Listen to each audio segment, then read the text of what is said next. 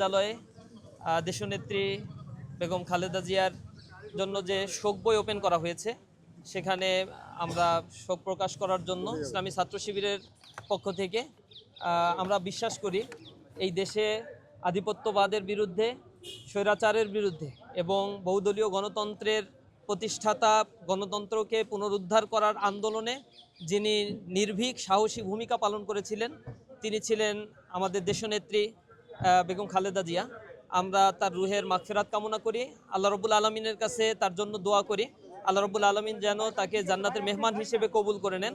পাশাপাশি আমরা এখানে দেখা করেছি বিএনপির ভারপ্রাপ্ত চেয়ারম্যান জনাব তারেক রহমানের সাথে, তার সাথে বিভিন্ন বিষয়ে, দেশের সামগ্রিক বিষয়ে, ছাত্র রাজনীতির বিষয়গুলো নিয়ে আমরা আলোচনা করেছি।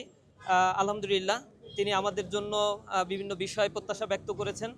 আমরা অত্যন্ত আনন্দিত, খুশি এবং দেশের স্বার্থে আমাদের বাংলাদেশের প্রশ্নে আমরা যেন সবসময় ঐক্যবদ্ধ হতে পারি, দেশের জন্য কাজ করতে পারি, সকল রাজনৈতিক দল মত নির্বিশেষে এই বাংলাদেশকে যেন আমরা ধারণ করতে পারি, সেই আশাবাদী আমরা ব্যক্ত করেছি।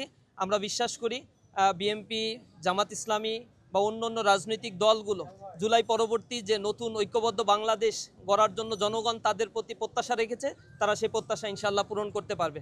তো আমাদের সাথে আরও এসেছেন ইসলামী ছাত্র শিবিরের কেন্দ্রীয় প্রকাশনা সম্পাদক ডাকসুর সম্মানিত ভিপি সাদিক কাইম ভাই। সাদিক কাইম ভাই আপনাদের সামনে কিছু বলবেন।